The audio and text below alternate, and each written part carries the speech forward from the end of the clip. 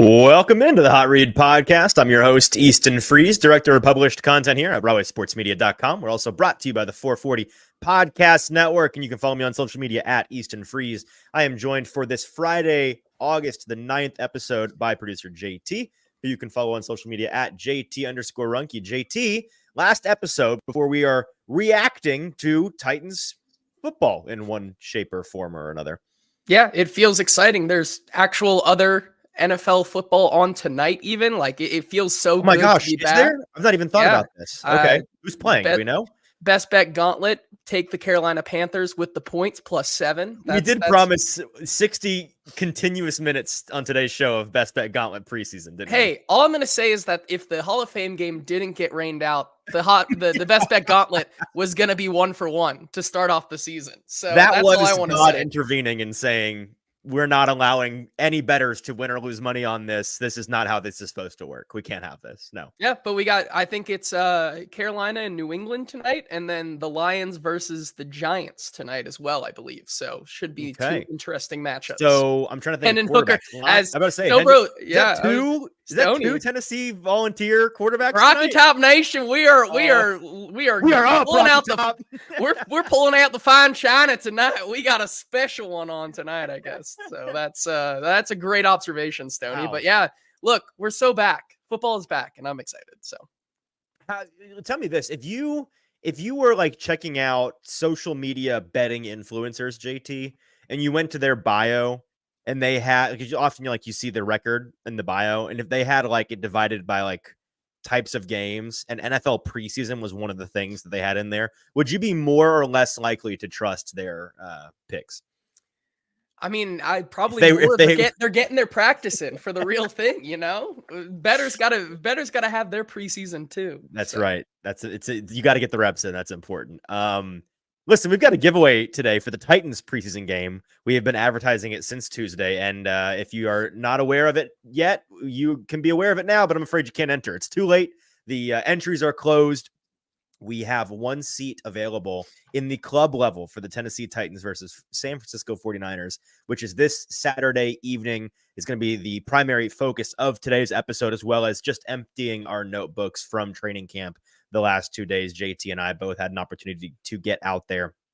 And so we when should we do this giveaway, JT? Should we do it here at the top? Should we do it in the middle of the episode? Should we make people wait to the end? Yeah, let's make people. I don't know. I want to build up the suspense. I have We'll do it sometime in the middle of the show. We won't make you wait all 60 minutes. Names right here. Right. This is where they are, and they're going to reside right here until I deem fit. I'll zip it up too, so they're okay. safe. So at some point, you have to just stick around. At some point in the next 60 minutes, we will have a winner that's going to be joining JT and I, or just JT. Listen, this is the running joke, is that everybody hates Easton. That's fine. If you don't want to sit with me at the game and talk about the Titans with me, I'll just stay in the press box. That's fine. It's not a big deal.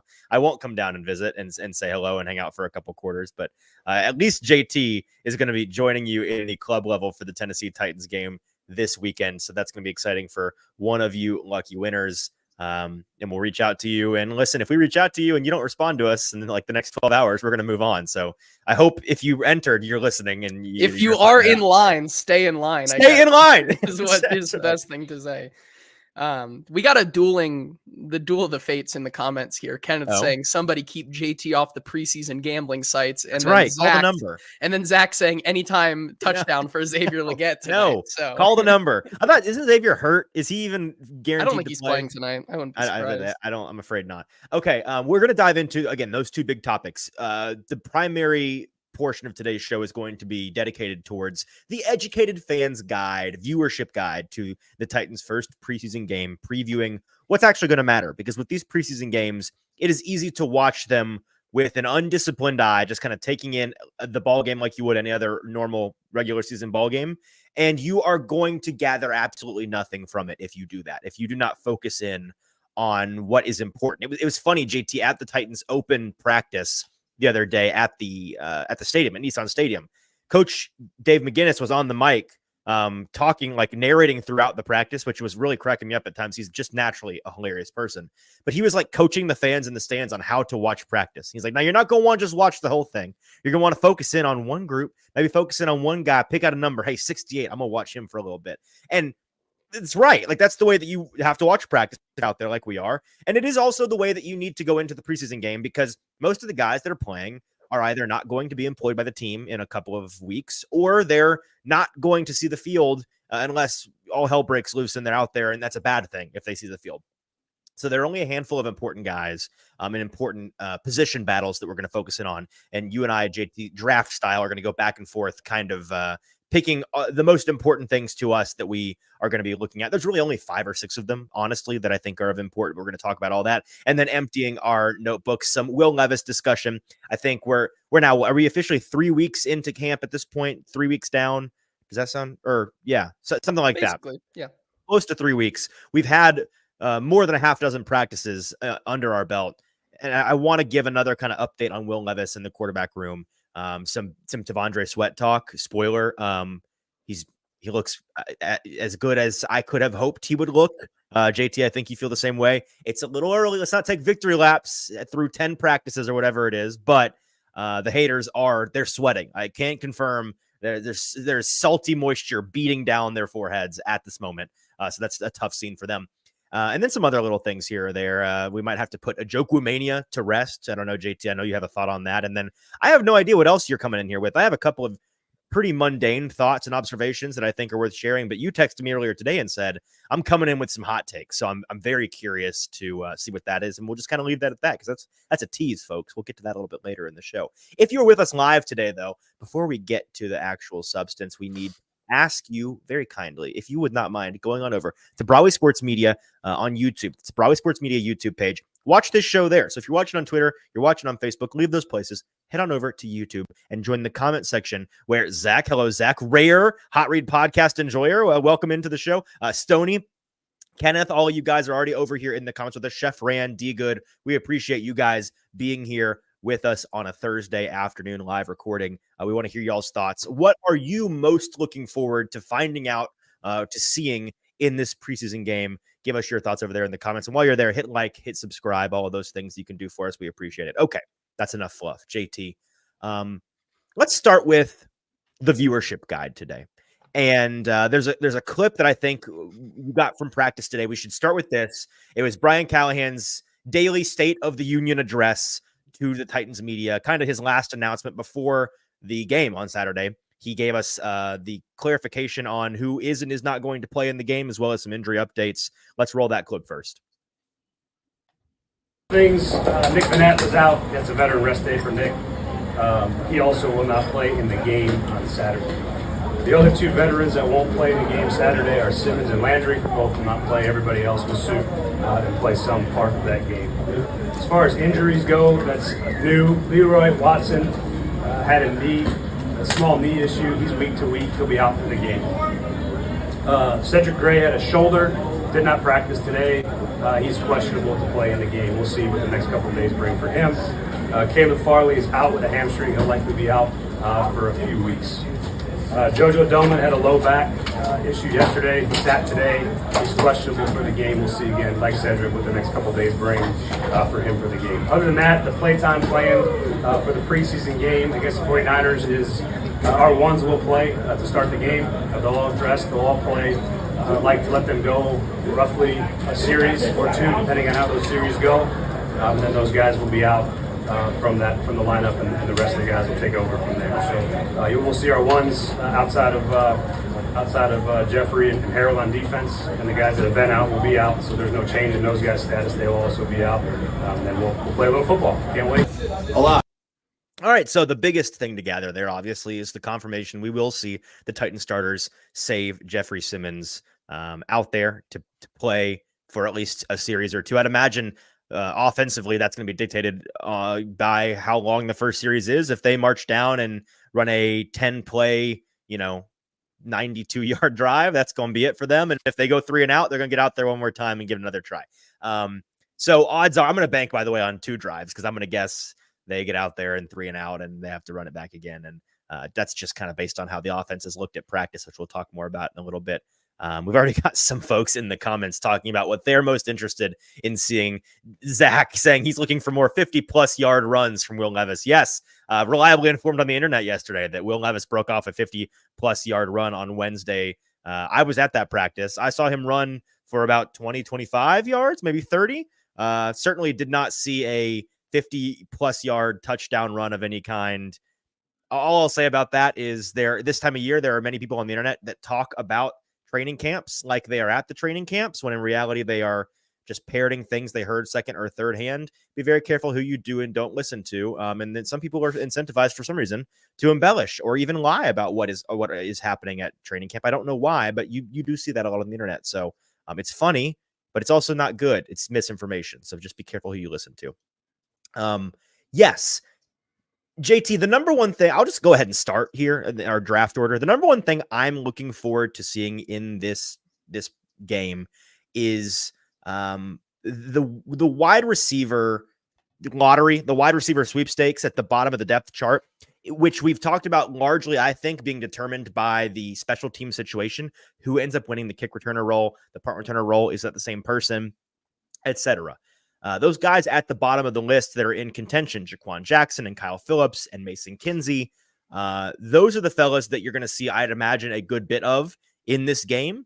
And those are the guys that, again, just the way that they're utilized on special teams, I'd imagine anybody that's in contention for returning roles is going to just get cycled through. I don't think it's going to be like one guy gets the whole game. So what they do with that very limited opportunity is going to be very important, as well as just doing the receiver thing. And there are certain guys like Mason Kinsey who, if you've been a Titans fan long enough, you're conditioned to see him turn into prime Wes Welker this time of year. And he's going to, lead the team in targets and yards the next 3 games and still somehow inexplicably miss the final cut. And then the fans that are box score scouters or smooth brained individuals say, how can he not be on the team?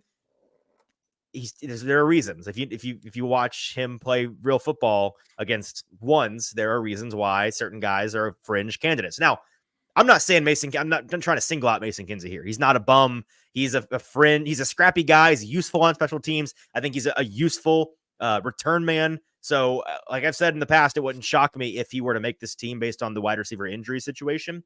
But that's what I'm looking most closely at, JT. How do those guys perform? How are they utilized in the return game?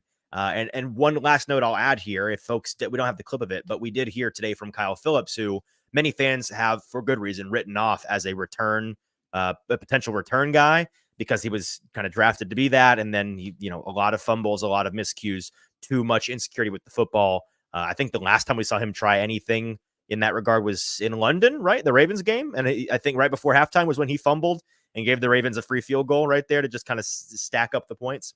And then I think he got hurt on that play too, if I'm not mistaken. So we didn't see anything from him again. This new coaching staff has come in and given him a blank slate. And so he's getting to compete for the job just like everybody else. Whether you think that's wise or not, that's the reality of the situation. So I think he is at this point firmly back in the mix. Yeah, I think our priors of what we thought Kyle Phillips could do is now just kind of turned on its head with that comment today, for sure. Definitely going to see a lot of in the mix there, with both on the punt returns and also the new kickoff regime, getting to see regiment. I should say. That's the ability to have 2 of them back there on that play, I think, is going to be able to see what separates them all out there. And I think you're going to get a lot of looks with, like you said, Kyle Phillips, Mason Kinsey, Jaquan Jackson. He was also drafted to build that role, and then to be able to play that role. And then also you cannot forget, I should say, guys like Kearis Jackson and other guys that could still be in the mix. That's a Freudian slip, by the way. You cannot remember Kearis Jackson, I think, applies to many Titans fans at this point, because yes, he has kind of gone by the wayside in our memories, but you're totally right that we should not forget Kearis Jackson being in the mix. Interesting, and I think it was our buddy Paul Karski earlier today. I've listened to a number of things today, so I've lost track. I apologize if this is wrong. It may have been Zach. It may have been Braden. One of those 3 guys said, it's been hard to tell with these fringe guys through training camp so far who has really emerged, not in the return game, but as actual receivers. Because with Kearis Jackson, for example, he has looked the best in his group, but it's with the 3s. So he's the best amongst the 3s. How do you judge that against a Mason Kinsey who's getting work with the 2s, against a Kyle Phillips who maybe has been a little bit quieter in full 7s and 11 drill, and it's been less quiet in 7s, but in full 11 on 11, it's not been a whole lot of Mason Kinsey, or excuse me, Kyle Phillips, but it's because he's getting runs with the 1s and the 2s. And so you have to kind of balance the one-on-one period where 2 days ago when I was there, they were running the red zone one-on-ones, and a guy like Kyle Phillips was one of the only bright spots of that period. Otherwise, the offense was really struggling. So how much do you weigh that in because with him and with Mason Kinsey and with Kearis Jackson, all three of these guys, their unique skill set lends itself to that kind of drill. Like they're kind of built for those one-on-ones, short area, red zone, running routes in a phone booth kind of deal. That's what they excel at. It's the other things that you're considering. Can you stay durable? Are you able to be deployed at different positions in the offense? Are you able to be flexible with your route depth? Can you separate downfield? All of those things are what we have questions about, not whether or not, Kearis Jackson and Kyle Phillips can separate on a short intermediate route across the middle of the field. We know that. That's why they're on the team. So I don't know. What do you expect? Not to change the topic entirely, but on the topic of returning, I've seen Treylon Burks' name floated, in part just because his role is different now, and because he's, when all the receivers are healthy, the wide receiver 4 on this team, not being relied upon as heavily to be a starter out there. You could put him out there as a return man, especially with this new kickoff return. On paper, I get it. Like, his body type lends itself to big body guy that is really fast and really strong. Let's let him handle the ball and be kind of that big hybrid running back type in the return game, because we think that's what this new return system is going to lend itself towards. Do you think that's a good idea? And separate question, do you see them trying it? Considering DeAndre Hopkins' injury, I wouldn't be surprised if they don't keep him out there to be able to be on punt return and kick return. However, I think it cannot go unstated that they have given him a lot of looks back there on the kick return and punt team, because, with Coach Brian Callahan saying, if you're on the roster, you have to be able to contribute somewhere. And early on, Treylon Burks, his kind of message has been, I want to contribute to this team however I can. And that's with him being able to, be a gunner on special teams and trying to take that message to heart. And so while I think there is a possibility we see it with the given kind of injury situation with DeAndre Hopkins right now, you probably want to err on the side of caution and give the guys who, spot is not exactly set in stone yet on this team probably more looks. I think we'll probably see it at some point, I think, in the preseason from Treylon Burks. I think we can also, just a side note, I wouldn't be surprised if we see Tyjae Spears out there on certain looks, especially in kickoffs. And so there's a lot of different options that they're going to be able to use. Stoney with a good point in the comments. PK is going to backhand you for the way you just pronounced Treylon instead of Treylon. This is true. I think it bears repeating. We have all, and I'm guilty of it as well. We have all gotten fast and loose with our pronunciation of Treylon's name. It is in fact Treylon, not Treylon. I think even Coach Callahan has been saying it wrong at times. So Treylon is not it. Treylon is it, and Treylon should correct us more often if we're mispronouncing his name. You mentioned Tyjae Spears there, and Zach with just the stupidest comments today. I dislike the idea of using Treylon Burks back there as a returner for selfish reasons. While it does sound fun, I still am holding out hope that he can develop into a wide receiver 2, wide receiver 1, if given the right opportunity. And again, the ability to just have a stretch of healthy football, half a season, a full season, God willing, that'd be awesome. And so I want to see that. And a bad way to accomplish that is let him go out there and run car wrecks 3 or 4 times a game. The other thing that you mentioned there is Tyjae Spears. As much as I dislike using Burks in that role, I dislike using Spears in that role even more. Last year, totally got it. He's the running back 2. He's young. He is a very effective player. Like with Burks and Spears, both guys, the reason I don't want them playing returner roles has nothing to do with their ability. I think they both be quite good at being a returner. I think Tyreek Hill would be an awesome returner. I don't want him back there doing it because it's a bad idea. I want him to be awesome doing other things than returning the football. And so I Kenneth giving me grief. How many times is Easton going to fall for the Trailenberg's cheese in the mousetrap bit? Listen, I've said it, Kenneth. My only concern is the health, and I do not dispute that the dude can't stay healthy, but I still maintain it's kind of the same way I feel about Kyle Phillips, by the way. I maintain that if they could just stay healthy, they're good players, and you'd see them as the good players that they could be if they could just stack some games. But again, neither can stay healthy. So let's wait to see that actually happen. Those are my personal opinions on those two. Do I think they give him a try? I think they do. I do think with Tajay, I'm less confident. With Treylon, I'm pretty sure we're going to see him return something during the preseason, and it'll be exciting. And I'm going to be holding my breath, praying that it's not like the one and only play he runs this year, because frankly, that's the point we're at with him. So. Yeah, and as DeAndre says in the comments here, he gets hurt walking, let alone doing kick returns and punt returns. And I think that's a fair thing to say. I know a lot of people have pointed out, I think most notably and most vocally, Buck Rising has noted that Treylon always seems to just find his way to the ground somehow, whether it's in his route or being able to catch. This is a big Braden Gall point too. Exactly. Like, Treylon is already getting himself into questionable plays just with how he plays the game out there. So you are right that he could be really good, but that's probably an even more likely way for him to get hurt.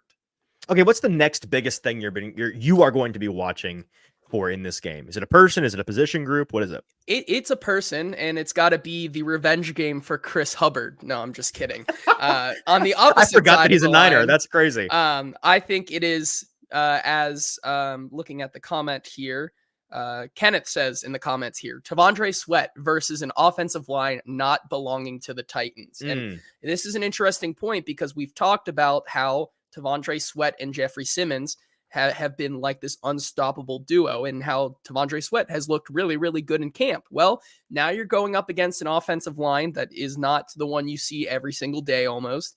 And then on top of that, you're not going to have Jeffrey Simmons next to T'Vondre Sweat this weekend. So it's going to be very interesting to see T'Vondre Sweat go up against guys. As Stoney said, we mentioned this on Tuesday's show, his ability to go up against Dominic Pooney.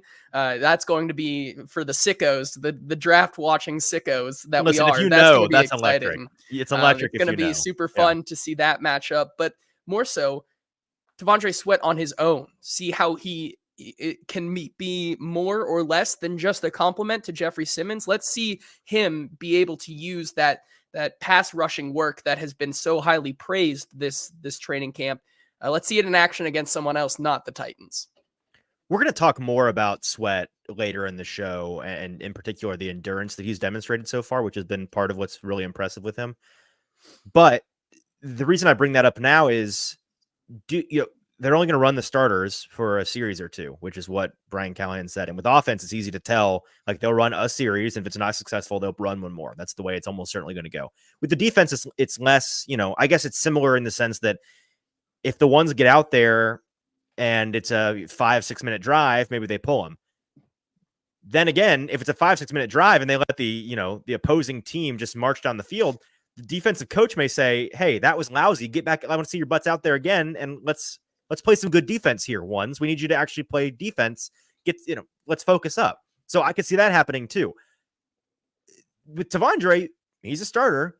How much do you think we're actually going to see from him? Because there's a part of me like you that's like super stoked to see him play, but I'm afraid it's going to be, 12 snaps, 15 snaps. And then it's going to be the end of the day. And that's fine. I get that. But how much are we going to be able to garner from that sample size?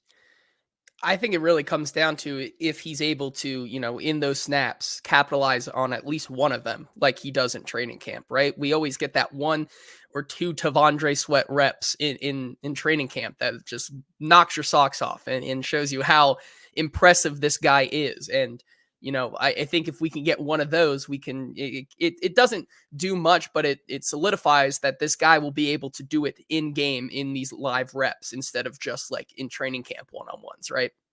Right. And it's worth mentioning. Let's just kind of talk about the 49ers second team players that, a lot of this game, I'd imagine it's going to be a lot of third team guys eventually too, but at least to start the game, the Niners, I don't know if folks know this, pretty good football team.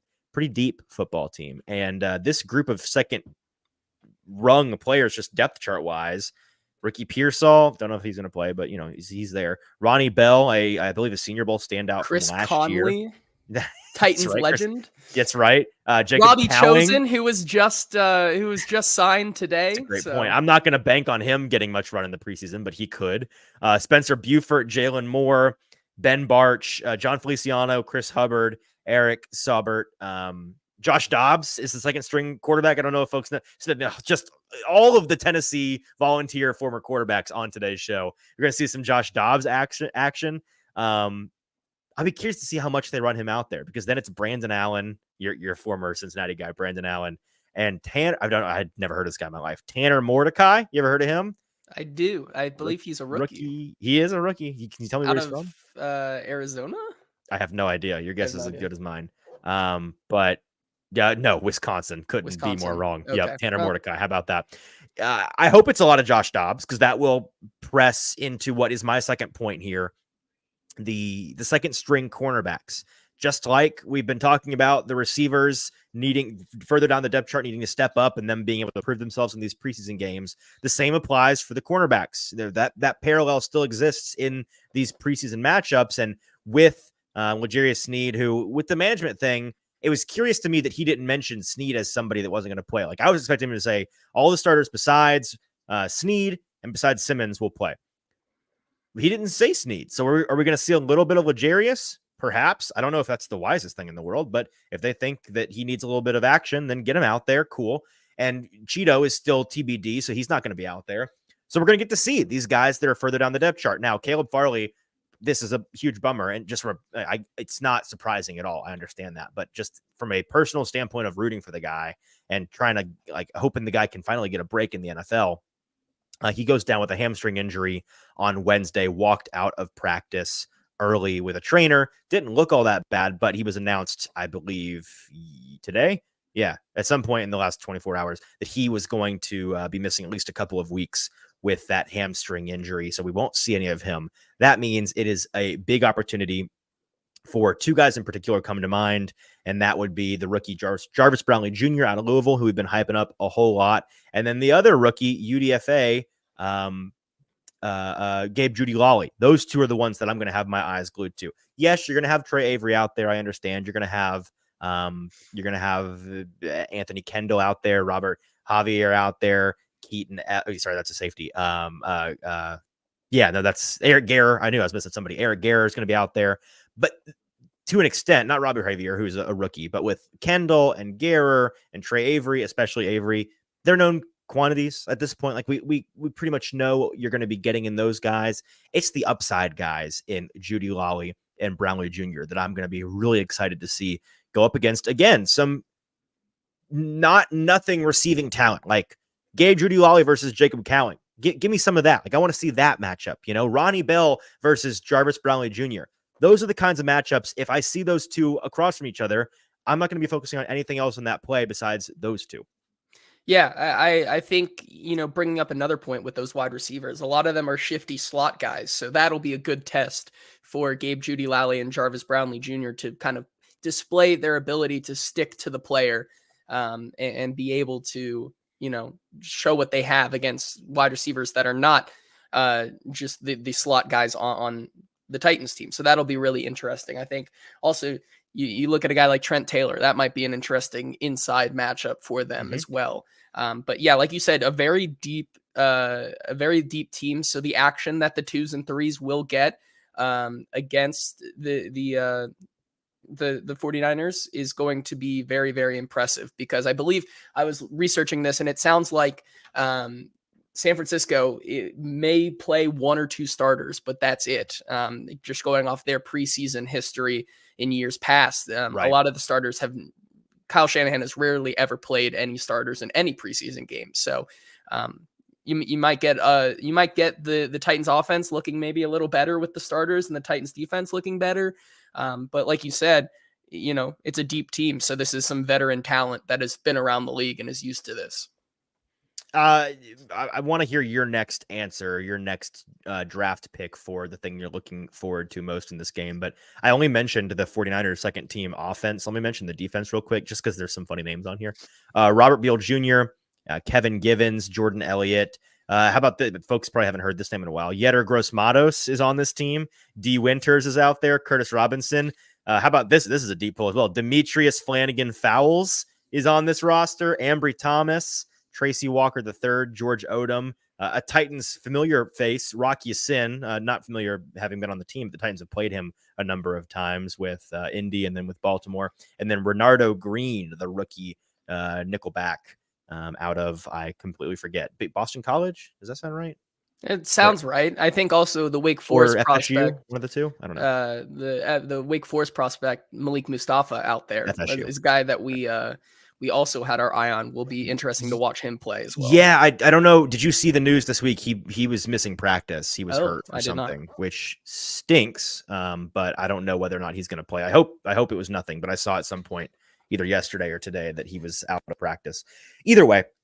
An interesting group. And so what is the next thing that you are most looking forward to seeing out there? I think to have to be Brian Callahan's play calling. I'm, whether it is with the ones, twos, or threes, just being able to see Brian Callahan and how, he's not going to empty the bag because it is preseason, but this is his first action as well. And so it's interesting to see, even if it is just going to be a lot of nothing and playing very just like, not a really complex offense this weekend, seeing him get in the saddle and do the head coaching things, I think is something that we take for granted. And it's something that he needs to work through as well. And I think that's going to be interesting to be able to talk to him about that and also watch it during the game. What is it on Madden where it's like John's pick and it's like if you don't want to think about what you're calling, it's just the generic play call for the situation. It just hands you an AI generated. It's like play. Madden, John Madden, recommendation. The Madden recommendation play. That's what you're getting all weekend long. I do find that interesting because my initial reaction when I hear I can't wait to see what the play calling is like in a preseason game is to roll my eyes so far into the back of my head they never come back.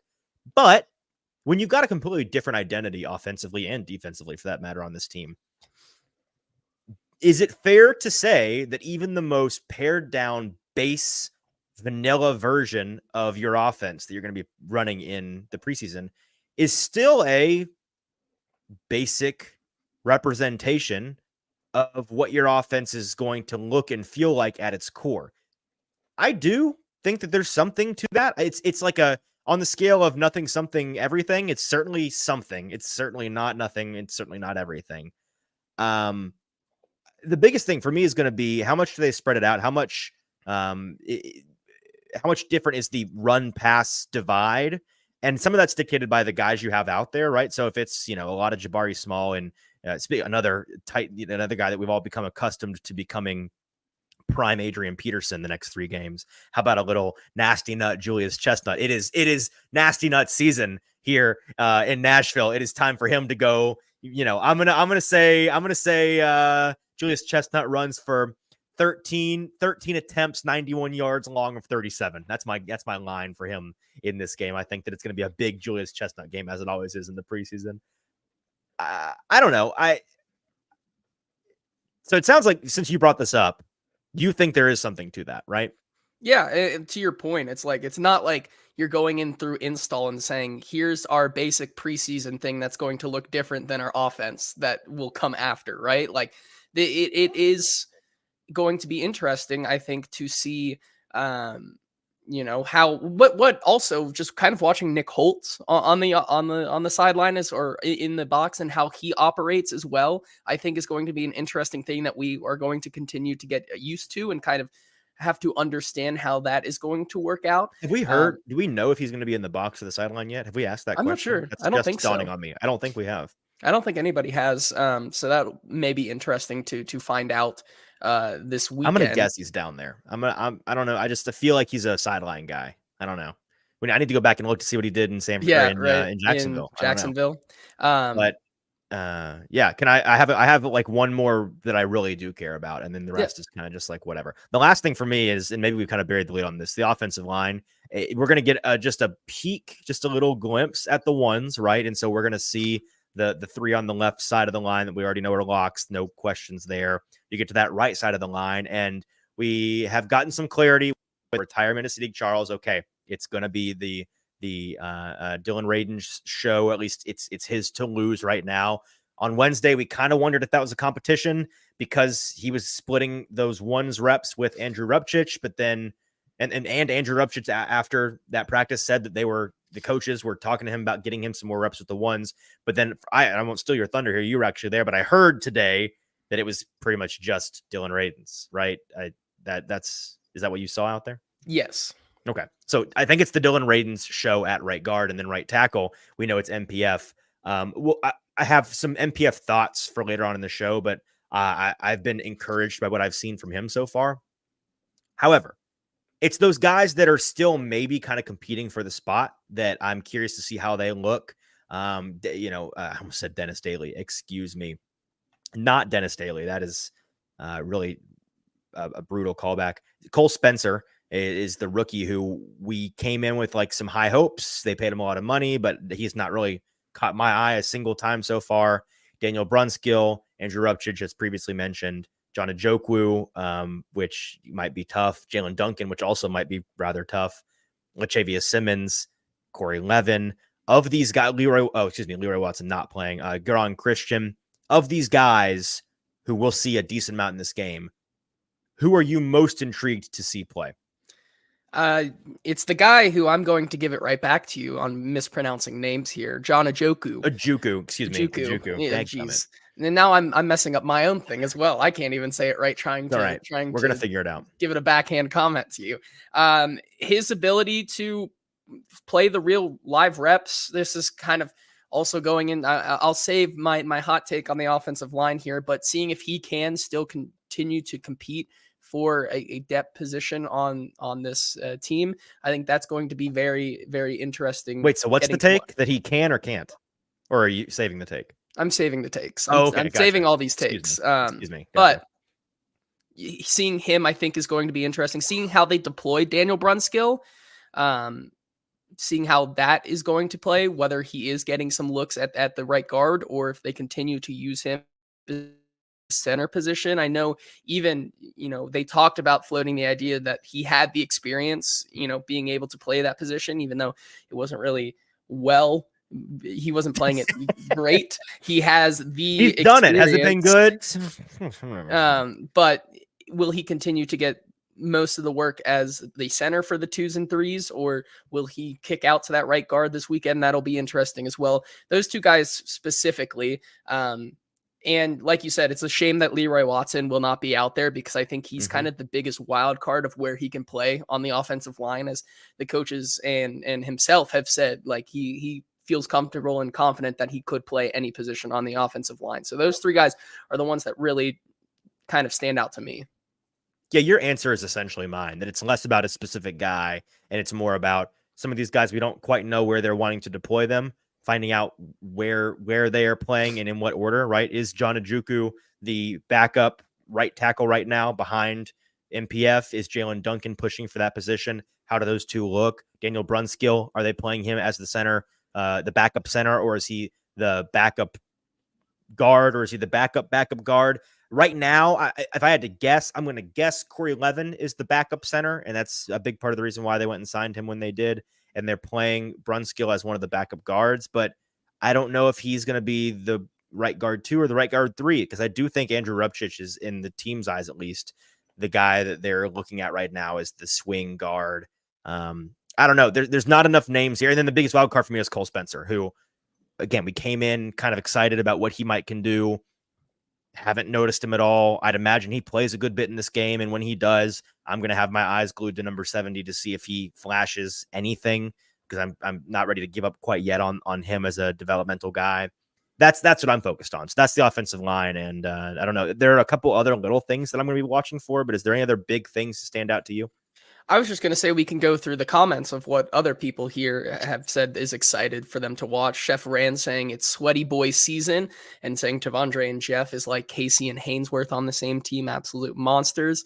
Stoney says that he's excited to watch Isaiah Eaton. Pretty sure it's Eaton. And pretty sure Stoney didn't learn his lesson from Paul Karski giving him grief a couple of hours ago for having any attachment to Eaton. I will say, Stoney, I still The first practice we went to during rookie trading camp, he caught my eye, and I've not been able to quit him yet either. So it's okay. I'm with you.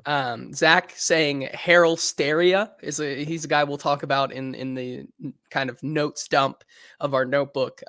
That's an interesting one to watch. D Good saying, I want this defense run like a Todd Bowles defense, blitz off the bus. Zach and Kenneth both also saying they want to see the defense actually blitz. Kenneth saying, I'm going to laugh if Denard Wilson sends 0 blitzes in the preseason. I hope he does, though. I hope he does. It'd be so funny if he just did nothing like what he's actually going to do in the season. It would make our jobs to talk about it and discuss it a lot harder because we know, but it's objectively funny. It is pretty funny. So that is what stands out to the people in the chat here. Stony asked, another big one or no? No, I was just going through that. Stony asked if Spencer is playing left guard or center. Right. I think it's been more. Correct me if I'm wrong, but he's asking, not in the game. I see. I think it's been more of that left guard position as a backup. No. I've noticed him in both spots. I'm checking the depth chart. He's listed on the depth chart as center. I've seen him in both places. I've honestly not watched like enough of every snap to know, like, to track which one is more than the other. So we'll see. They haven't listed as the backup center, but I've seen him in both places. As Zach pointed out in the comments, Harold Steria, which may need to go back to the drawing board on that nickname. I don't know if that's obviously it's supposed to be hysteria, but it kind of sounds like a disease. Is that a venereal disease, Harold Steria? I don't know if that's necessarily a positive thing. Jalen Harrell, the rookie, who they have playing the edge position and got a shout out today from Brian Callahan. That group is the last one that I had on my list of things to watch, just because with Arden Key going to be suspended for the first 6 games, somebody's got to emerge. And based on the comments today from Brian Callahan, when asked that question very broadly from, I think, Terry McCormick, hey, who stood out at the edge position? He goes and immediately singles out one guy. It's the rookie, Jalen Harrell, out of Michigan, who has come along, and did not notice him one bit personally throughout the spring and then at the beginning of training camp. And then the last 2 times I've been there, he has made more than one play in both of the practices that has caught my attention. And so I get it. I don't think he's just blowing smoke up the rookie's ass. I think this is really a guy that they're excited about and is starting to come along. And like Brian Callahan said in his comments, has shown real ability to actually rush the passer, which is what they desperately need. Yeah, it's going to be really interesting because I share the same sentiment. Going back to rookie minicamp and OTAs was not a guy that was really on our radar, but it seems once the pads have come on, this is a guy who's been noticeable and making an impact in practice. So, like you said, just kind of by extension of that, on the outside linebackers, the inside linebackers with Garrett Wallace going down, and this kind of Jojo Doman, how dare you, dealing with an injury. It's getting thin already very fast. And it's just like, we've been talking about, you can also include Cedric Gray, who may not play because of a shoulder injury as well. Like there's so many moving pieces in that interior linebacker position as well, that it's going to be interesting to see if Chance Campbell can kind of, maybe make an impact, or Otis Reese or anybody. I was about to say Otis Reese is the one that I'm going to keep an eye on, because I don't quite understand him being as far down on the depth chart as he is. Like, before Wallow got hurt, it was Chance Campbell and Wallow ahead of the Otis Reese tier. I don't know how I feel about that personally. I think Otis is more talented than both of those guys, but that's the way the coaches sees it. And this is the time this is kind of the last stand. Otis Reese, make some plays in the preseason if you're wanting to make this team and jump some of those guys. To go back real quick to the edge position, it's not just Harrell, right? And he's the one that I'm most curious about, but Caleb Murphy is somebody that I think a lot of fans, if he has a sack or 2 or a big pressure, if he has a big game, fans are going to get right back on that train. I'm still a doubter, but you never know with a guy like that who is young and has potential. I'm trying to think.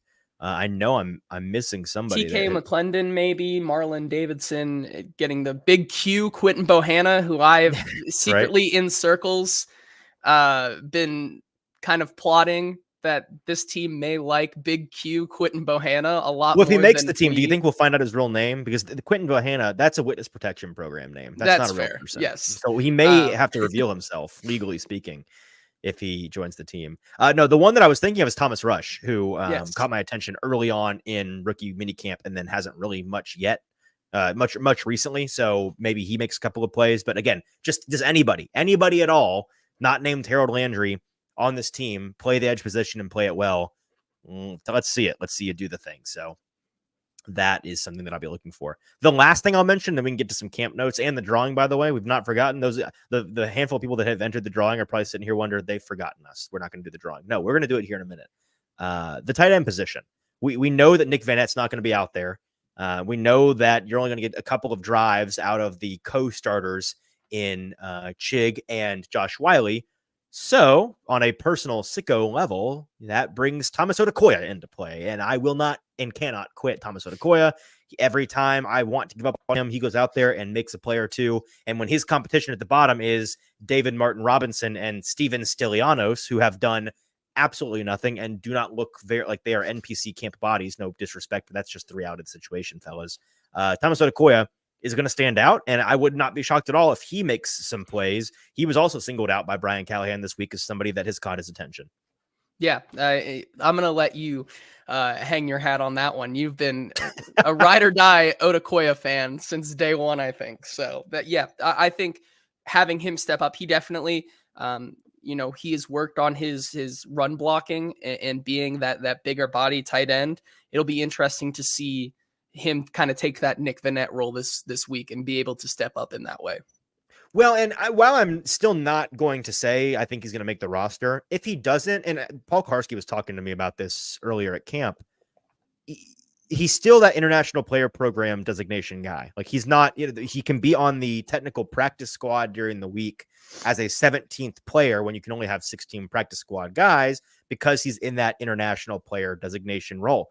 But in order to come off of that role and be on the active roster, the international player has to be taken off of the exemption international list and put on the regular old counts against the 16 player list for at least 3 weeks of the season. And then they can be called up as a reserve to play on game day. So he's kind of in limbo forever, as long as they're continuing to try to exploit the rule and keep him on the roster as a 17th guy. Because if they ever lose, God forbid, one of these starting tight ends and need somebody like him to step up, you're going to have to call on a David Martin Robinson or a Steven Stylianos. You can't call on him unless you make him one of the regular practice squad guys. So at some point, they have to put their money where their mouth is. And if Brian Callahan, like you said at practice this week, is confident that this guy is showing him things that are worthy of potentially playing, being a depth reserve player that they call upon during the season, I don't believe you until you put him in a position to actually do that, because right now he can't. Yep, I agree. Okay. That's it for what to watch. That's your educated fan guide to watching the Titans' first preseason game. We will be going, JT, back to a 3-show-a-week format going forward now, because we've got games to react to. So on Sunday, the live taping of the Monday morning episode, we will be reacting, getting back to the winners and losers, baby. We'll do a winners and losers episode, reacting to what winners happened. And losers for a preseason game. It feels right. Don't try to push back on that. It's what we're doing, is winners and losers.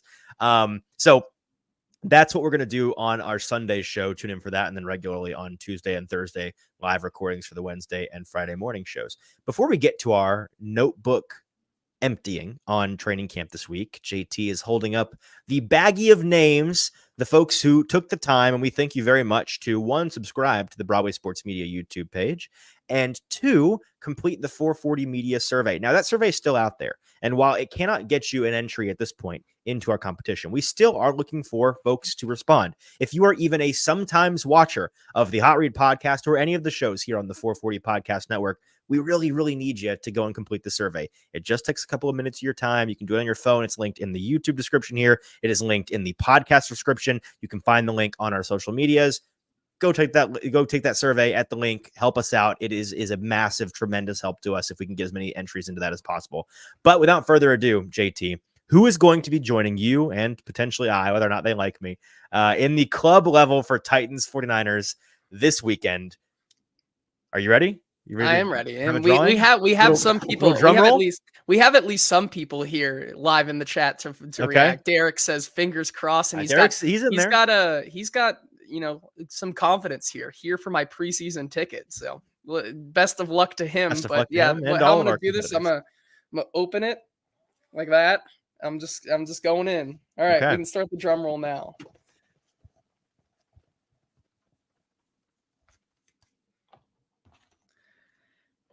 Can you see it? No, No. super washed out. Who No. is it? Jesse Fletcher. Jesse Fletcher. All right, congratulations to Jesse. Congrats on winning that ticket. We will reach out to you and listen, if Jesse doesn't respond to us in the next 12 hours or so, we'll Derek, have to do stay in another drawing. line. Stay in Derek, line. stay in line. If you're in in line. stay in line. But yeah, congrats to Jesse. We're looking forward to having you out there and hanging out to watch the Oh, there you go. Titans. Now you can see it a little better. You see that? Yeah, I mean, I Yeah, there definitely can't read it, but it is there, and I see words. Yes. I trust you that it's Jesse Fletcher, so we'll reach out to Jesse. Congrats, Jesse. I'll keep this here. So in case Jesse does not, but like Derek says here, stay in line because Jesse could go. He could have gone AWOL. He could. Well, and be D-Good missing feels in bad action. that he has to attend the game with me. Again, he doesn't have to. Well, that'll be dealer's choice on that. Jesse, if you're listening, and I hope you are, because otherwise I don't know how you're going to find out about this. We are going to reach out to you, and we'll give you the information on how to hook up with us this Saturday evening for a good little time. Stoney's saying Jesse Fletcher. That's actually Quentin Bohanna's real name. That may be the case. We may have one of the Titans players just want an extra seat to come and watch the game instead of play. Okay. Before we get out of here today, we've just got some general notes to empty our bag on, and I've actually got one more clip to show from Will Levis. Do we want to start with the Levis topic so we can get that clip out of the way, JT?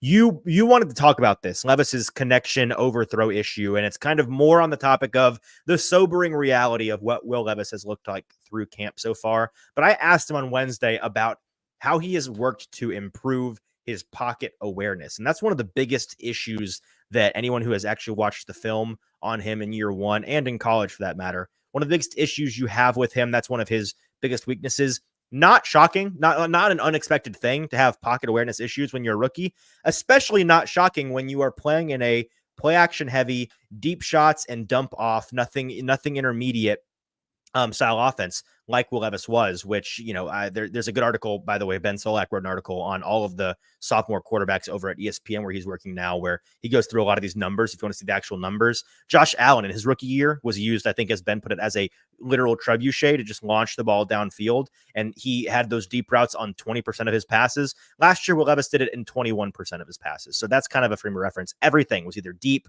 or a dump off at or near the line of scrimmage. So that's what you're signing up for in that kind of offense, to be pressured a lot. That being said, his track record in college as well, just he's not somebody that is super aware of the things around him, which is a blessing and a curse. But in an offense that's going to be pass heavy and need to be passing efficient heavy, like the Brian Callahan offense we're expecting, he's going to have to fix that. And so I asked him how big an issue he sees that as and what he's been working on to address it. And here was his answer.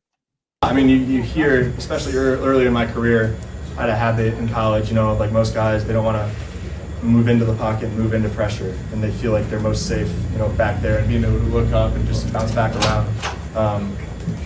We got such a great inside push from our D-line with Sweat and Jeff. There's been certain times where in most pockets you're comfortably able to move up, just being able to feel that inside push and knowing when you can't move up that much, and it's more of an in-place reset opposed to an upward.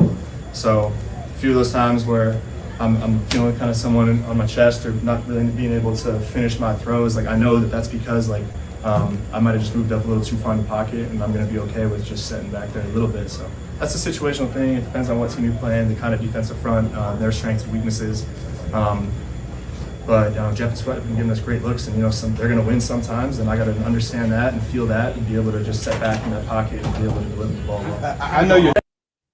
So that's one of the biggest things in this preseason, a little bit, whatever little we see of him, I'll be paying attention to. But especially when the season gets kicked off, that's something that I'll be paying a lot of attention to.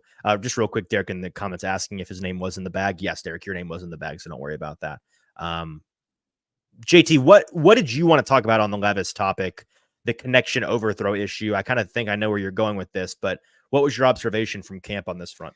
It's kind of the ongoing discussion we have about, for every Titans deep state media piece that they put out on Will Levis and how good his throws have been, there is an equal 4 or 5 overthrows that I've seen. They are shaping the narrative. Do not allow the state to shape your narrative. Open your eyes. In practice. And I believe I was not there for this, but you were for once again, round 2 of Brian Callahan's fireside chat, where he talked about how much film they've been watching on certain receivers. And he noted guys that he's worked with in the past, like Demaryius Thomas. Marvin Jones was an interesting one. Emmanuel Sanders, CD Lamb. I think the weirdest one, I think, for deep balls is the Anquan Bolden one, which I think is a really interesting concept, using him as well. But kind of just working on Will Levis's timing, I think, is the biggest thing for him right now with those overthrows. And so kind of talking about his continued development here, it needs to start. I'm glad that they're bringing attention to this, doing this in training camp, and being able to, really get him working on that timing and connection with guys like Calvin Ridley and NWI and Treylon Burks, so that they can kind of be more in sync. Yeah, no, I completely agree. I don't say this to concern people. I don't think we're bringing this up to concern people, because as we mentioned on Tuesday's show, it's hard to tell what is and isn't consequential this time of year from quarterbacks. You hear people like charting exact completion percentages for quarterbacks and like, well, you had 7 interceptions over the past 7 practices. There's a reason why we don't get all up in arms over interceptions in training camp in early August. There's a reason why we don't get all up in arms about a guy that is struggling a little bit in training camp. You have to take the totality of the month into consideration. You have to keep trends in mind. I think one of the biggest things that actually does matter is focusing in on where chemistry lies and what connections guys seem to have. So like that's something that's actually substantive this time of year. But there are countless examples in the past of guys like CJ Stroud, for example, last year, who in the preseason and in training camp, it was regularly very mundane to questionable to downright bad, and folks were concerned. And then he got to the season and gave him 2 or 3 games, and through 8 quarters, he was tearing the world apart. So it's not everything. It's something, and certain elements of it matter more than the box score you're getting from Jim Wyatt or whoever. Not to disparage him, but like I know that he tracks that kind of thing. Folks that are tracking the stats, that's not the most important thing to gather from this time of year. So, but what is important is making sure folks don't get a little bit over their skis and saying, Will Levis looks awesome, all I'm seeing are highlights. There's a reason all you're seeing is highlights. It's not all that's happening. What else do you want to talk about? T'Vondre Sweat, can we mention him real quick? I've got some footage from him on Wednesday. At practice on Wednesday, I was talking to some folks saying I would kill for them to show us some defensive line, offensive line one-on-ones, because we keep seeing these cornerback, wide receiver one-on-ones, and they're sick. Give us some big boys actually playing football. And then it happened like 10 minutes later, which was super cool. So here's a compilation of all of the Sweat reps from that day. JT, you can go ahead and roll it because there's no audio. It's just going to be a loop of the times that he went one-on-ones and 2-on-2s, working primarily against Lloyd Cushenberry, against Daniel Brunskill, I believe, and against Peter Skoronski, if I'm not mistaken. But yeah, he looks really good. And if you're the guys that are sitting there charting wins and losses and one-on-ones, T'Vondre Sweat is one of those guys that there's not really many losses. I've not seen him definitively be shut down on a rep. And part of that is the nature of like, this is a superpower. We talked about Mason Kinsey and Kyle Phillips being awesome in short area red zone 7-on-7s. It's because they're designed to do that. Let me tell you, brother, God made T'Vondre Sweat to compete in one-on-ones. That's what this man is built to be. And I don't know. I think it is too early, JT, to victory lap on T'Vondre Sweat. But like I said at the top of the show, the T'Vondre Sweat haters and those that made it kind of personal and got kind of gross about it throughout the summer, it's a tough situation for them right now. They're staying awfully quiet, I've noticed. Yeah, I think I was also going to note, we had this kind of discussion the first couple days of practice. It seems like he was a little guarded about kind of the overarching narratives. And I know even a certain someone asked a question of him today in which about said narratives, and he immediately said it was a bad question and then went on and answered it like a pro. But which I support, by the way. Athletes, whenever a bad question is answered, start your answer by saying, by the way, that's a bad question, and then answer the question, but it should be called out more often. However, that kind of thing from T'Vondre Sweat is what we were missing in those first couple of interviews. And I just wanted to note as my portion of my Sweat takeaways is that even in his interviews, that mojo, that swagger that he had when we were talking to him, in at the Senior Bowl and things like that. Like these guys, these are the things you want to see from a guy who is really dominant in his craft and feels good about his game. And so that's really all I had to say about T'Vondre Sweat in practice. It seems like he's getting that mojo back, and that's a really fun thing to see, because when he's confident, like you see in these clips, he's never going to lose a rep. You know, he may not win all the way, but him playing tough and with that confidence is a problem for offensive linemen. Yeah, I completely agree. The last thing I think is of note is the endurance thing. And that's when I'm going to be comfortable actually victory lapping, when we see him out there playing a certain percentage of the snaps. If he's out there ahead of schedule in terms of playing a lot of the game, so a big part of this conversation, right, is the big body. Can he stay out there and be conditioned highly enough to play enough snaps to be worthy of a top 50 or top, I think it was a top 50 pick, top 40 pick, 30 something. Is that right? Who? Well, Sweat? T'Vondre Sweat was in the 30s, right? He was 38. Yeah. Okay. So a top 40 pick. A big part of that is, can you be out there and play enough football to matter in that way? Can you be a 3-down guy? Can you be conditioned enough to play all 4 quarters?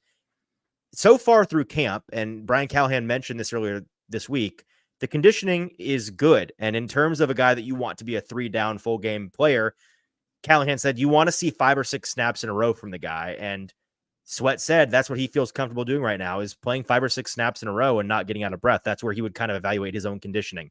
That's very good. That's very promising. And so I have, we spent the spring, it was nothing but JC Latham green flags. And so far through 2-3 weeks of training camp, the summer has been nothing but green flags from T'Vondre Sweat. So good news for folks like you and I and Zach and Stoney and Braden and Sam Phelan and Teron Davenport. That's my mental short list of guys that were through and through T'Vondre Sweat supporters.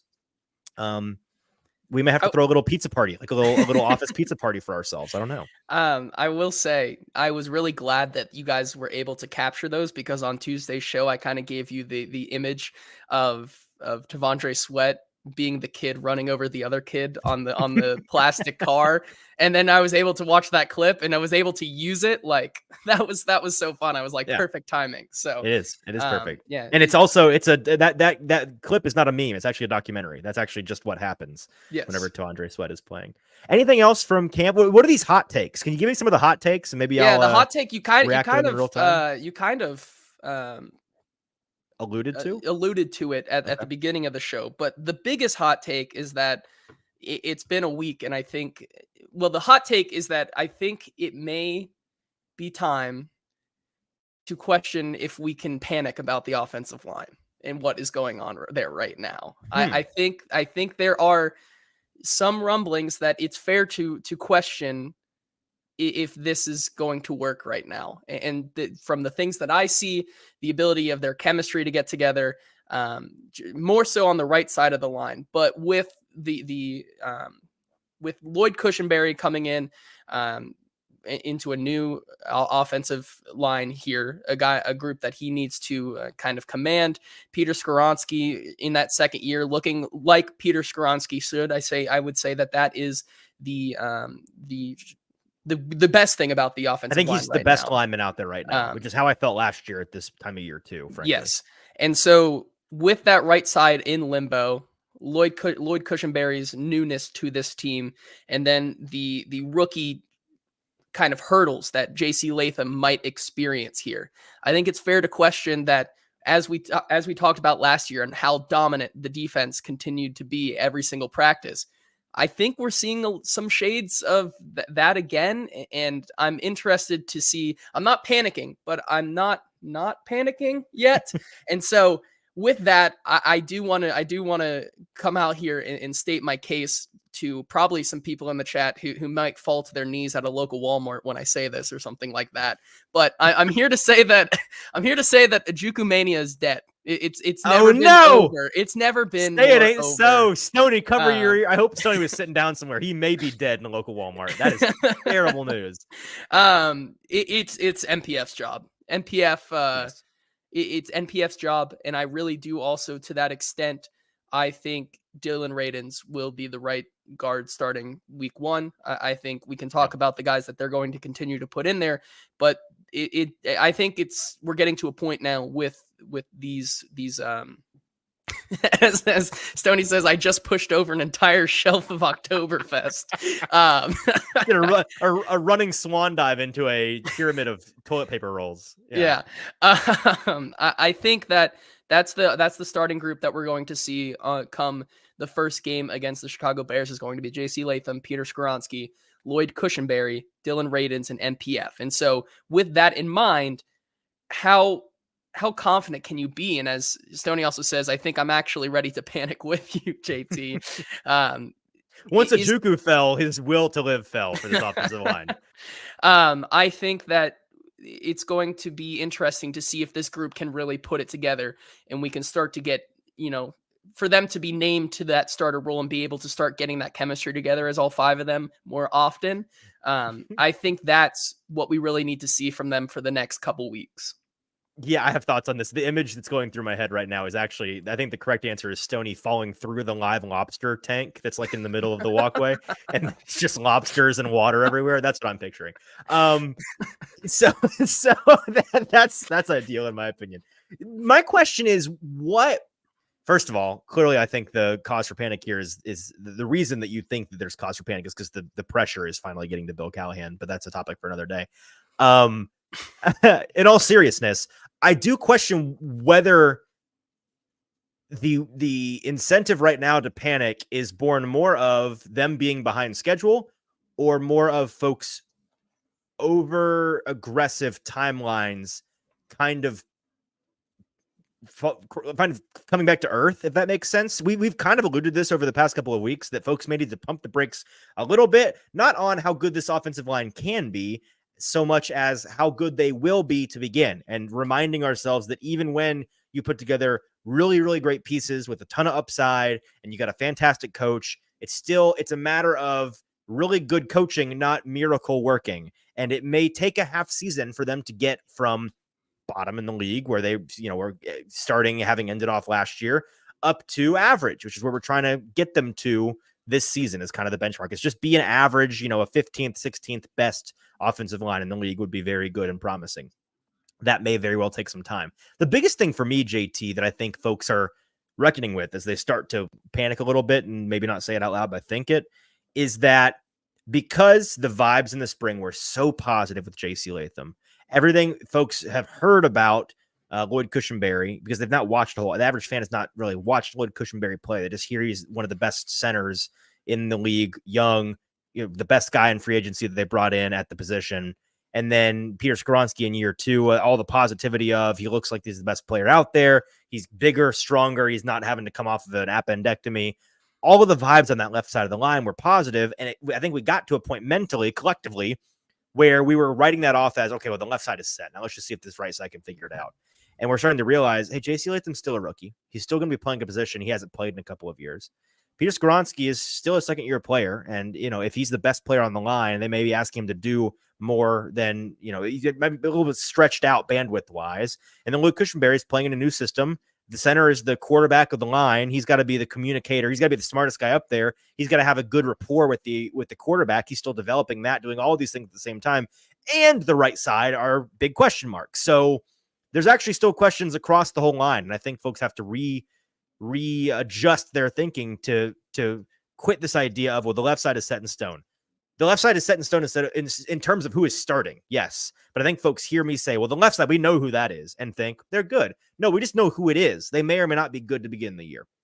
Yeah, I agree with you. And Stoney says in the comments here, how many times is Sweat going to fold Cushenberry before we start asking questions? I don't subscribe to that train of thought so much because once again, it's a chicken or egg thing, right? We don't know. It's next week. T'Vondre Sweat. Yes. Next week. We will know. This preseason exactly. game. But next week is when, because we keep drawing this comparison to last year. Oh, we're not falling for that again. The defensive line looks awesome. It's actually because the offensive line stinks. It is possible that actually this offensive line is fine, and the defensive linemen that we're looking at, Sweat in particular, they're playing, Sebastian Joseph Day having a quietly, Jalen Harrell getting after these guys are actually just overachieving in our eyes. I'm not saying it's likely. I actually think I lean more with you that makes me worry for the offensive line a little bit. But we won't know until they play other people, is my point. We learned to be skeptical, and I think it's good that we're skeptical now instead of going into it with blind optimism last season. I think being skeptical is going to be yes.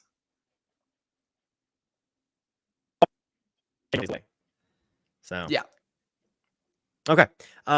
Anything else to empty the notebook on? I really don't have. I think that's it. We kind of talked about Jalen Harrell. I think that's a guy. I think Derek in the comments asked about Murray still impressing. I think Kenneth Murray continues to be, for my money's worth, the best inside linebacker that they have, and whether or not we keep hearing these things, not necessarily that he's wearing a green dot or anything, but that he's kind of quietly become the leader of this defense, the field general. So maybe kind of wearing a half green dot kind of style thing, which is not what we would have expected from him, or any of us really would have expected from him at the time of signing. Right. But they continue to have the utmost confidence in him. So, he may not be making a play every day, but he's impressing by way of what the coaches have to say about him. All right, 3 players who are going to score a touchdown this weekend. See if you can just get the trifecta. Who is it? Who's scoring? What, for the Titans? 3 touchdowns. Who is it? Yeah. If they score 3 touchdowns, who are the 3 players? I'm going to go. I hate that you said one of the worst sentences I've ever heard in my entire life. Nasty nut season is not a combination of words I ever. The nasty nut season. I don't want to. You don't get it. You just don't get it. See, that's such a Gen Z thing of mine, and you, the most Gen Z person I know. I don't get why you don't think it's funny. I don't know. I just I don't like it. I was gonna say, Julius Chestnut needs to be in there. I think that's one. Okay. I think let's go Mason Kinsey for 2. Yeah. And then I'm going with one of Stoney's picks here, Bryce Oliver. Why not? Let's. Yeah. Bryce Oliver. That was going to be my deep cut. Malik Willis to Bryce Oliver connection. Yes, I think that's literally the whole take for me. Is that it's those 2. Yes. I'm glad we're on the same page. Derek says. I'm going to say. You go ahead. Derek says JC Sweat and Jaquan Jackson. If you better take that ticket, that 5-cent to win $500 billion ticket up to the window right now. Right. Because right. That'll be very interesting. But Stoney also says Bryce Oliver, David Martin Robinson, and Hassan Haskins. So okay, I'm gonna say Bryce Oliver, Jabari Small. I'm gonna say that just Jabari Small punches one in from like the 2-yard line and steals somebody's thunder, and Thomas Odukoya. So I'll go Odukoya, Small, Bryce Oliver. We'll see who hits more on that front. Okay. Congrats to Jesse Owens, Jesse Fletcher, who's going to be joining us in the stands. Not Jesse Owens. Watching a little bit too much. Watching a little too much Olympics today, are we? That's right. Well, frankly, Jesse Fletcher, I would dump you for Jesse Owens in terms of a seatmate, but he's not around. He doesn't want to come to the game with us. So it's you, Jesse Fletcher. We'll be reaching out to you. And Jesse might not want to be a seatmate with you, and that's something we'll have to talk to. And that is still very much everybody TBD, also asking in the comments here, where is Jesse? As if this is also not a podcast that comes out, and maybe he's just a regular listener. Yeah, so. Jesse might be busy living his life, guys. That's not like all the sickos who are here every single day to watch, but we appreciate you. So one last completely unrelated note. I've had people ask me this week whether or not I tried to weasel my way out of my promise to try to swim a 1,500 meter race and see if I can complete it. I'm eyeing tomorrow to do that, and if so, I'll let you know how it goes. I don't think I'm going to live stream it because if I successfully complete it, it's going to take at least like 45 minutes, and no one wants to watch a live stream of me just swimming back and forth for 45 minutes. That was. But there will be pictures. My wife will be there, and you can trust her confirmation on what I actually do because she is she'll be admitting it begrudgingly because she's actively betting against me as well. So she's not going to help me in lying to you all about what I complete. I was going to say we won't be able to live stream it because I don't think an iPhone battery can film that long for how long it's going to take you. No, actually, you're not going to be able to live stream it because it's illegal to live stream somebody's death on YouTube. That's something that you That's can't fair. do. So Yeah. that's the reason why it'll be Probably not on Twitter though. It's Elon's wasteland. You And we're can just live living stream whatever in it. you want on, Yeah. that's a good point. It's a great point. Okay, we're gonna go. We're gonna get geared up to join Jesse and watch the Titans on Saturday night. Of course, Saturday night, 7 p.m. Central Standard Time. Titans, Niners. Check that game out. We'll be live on Sunday at some point, time TBD, reacting to that game with some winners and losers, and then we'll be back at training camp next week with some joint practices with the Seahawks. Super exciting times ahead for the Titans. Until then, make sure you're subscribed. Make sure you're liking the video on Broadway Sports Media's YouTube page. Follow us on social media at Hot Read Pod on TikTok, Twitter, and Instagram. Until Sunday, for producer JT, I'm your host, Easton Freeze. We'll talk to you then.